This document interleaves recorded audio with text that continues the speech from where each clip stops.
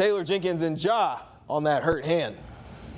Yeah, he's in some pain. Tough fall there. X-rays were negative. More evaluation over the next 2 days before game 2. Tough, man. Especially, with everything I've been through pretty much, this season.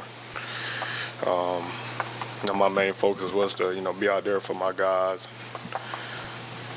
Another, incident where, that's pretty much in, jeopardy. So.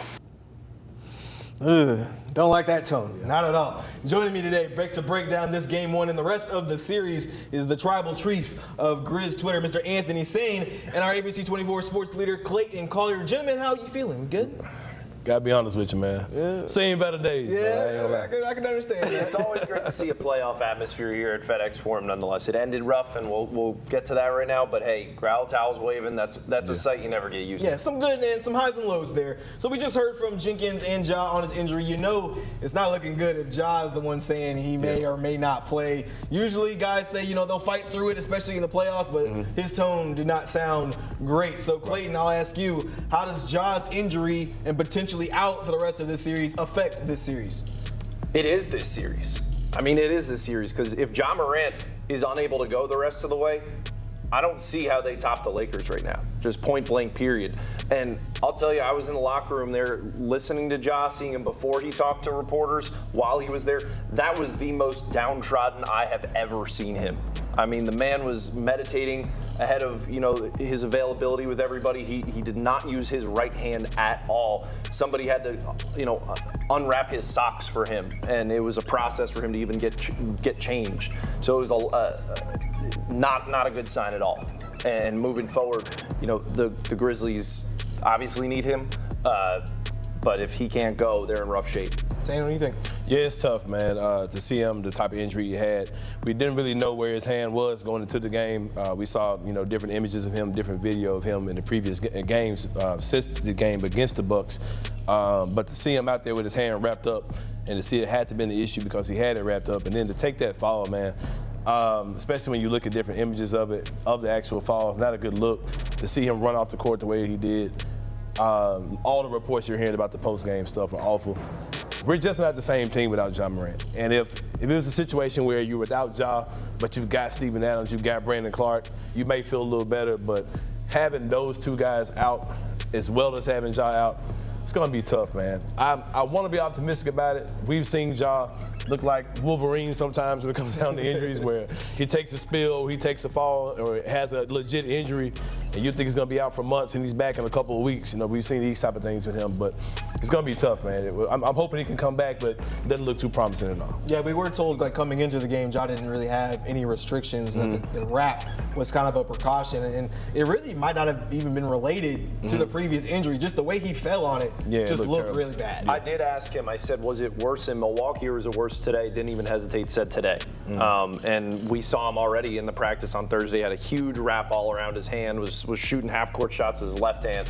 But nonetheless, you just hope he's going to be okay and that it's just maybe the emotions after a loss of game 1 that has him feeling negative, and maybe he trends optimistically in the next couple days. All right, but we'll see what his status is going into game 2. Let's get into game 1. It was close throughout, really, until the end. There wasn't separation of more than 7 points. Jaren had a huge game, 31 points, 5 rebounds. Bane had 22. Ja had 18. That's kind of how you thought it would spread out points-wise, maybe in the reverse. But the team let 4, nearly 5 Lakers get 20-plus points. Hachimura killed them. 29. Here's Coach Jenkins and Dylan Brooks on what they thought went wrong today. We didn't execute the priorities of the game plan. Get back, execute half-court defense, and get rebounds. We got to figure out how to stop their pick and rolls, their double screens, and make adjustments. Yeah, we're going to need a lot of adjustments for game 2.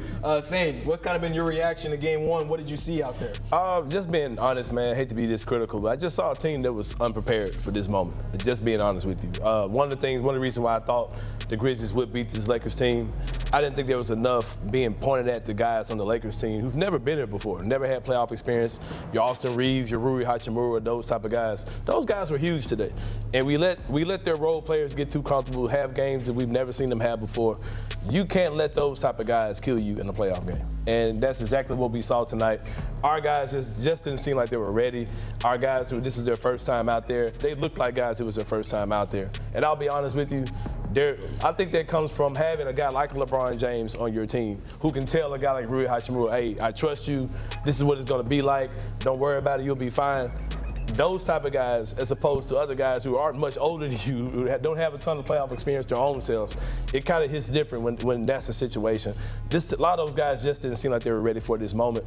Shout out to Jaren Jackson Jr., who had an incredible game, played almost a perfect game on both sides of the court, only had 2 fouls, I believe. And when you get that type of game from Jaren, you feel like you were going to win that game. Of course, you had the Ja Morant injury, but our role players just didn't show up enough tonight. Yeah, it wasn't even just role players. It was bench players. Austin Reeves and Hachimura both came off the bench and both had 20+, and Hachimura almost had 30. Clayton, what'd you see in Game 1? Well, what I saw is you absolutely need to take care of business in Game 2, whether Ja is playing or not, because you can't go down 0-2 into LA, especially if Ja Morant is in question right now. As far as what I saw on the court, I saw a team that absolutely missed Steven Adams, down 10-6 on the offensive glass as well.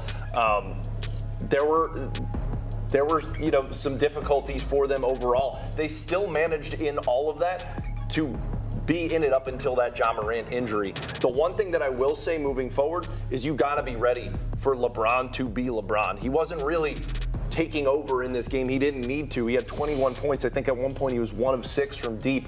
Expect him to go off at some point, and you're just hoping it's not in Game 2 so you can at least even this series up before you go to LA. Yeah, it was definitely a tame LeBron, and you know he's been in the playoffs enough times to know when he needs to take over and have a little bit bigger of an impact. I think he was, especially once Rui got going, it's like, all right, man, feed the hot hand, and I think we've seen that happen for the Grizzlies at times this season as well.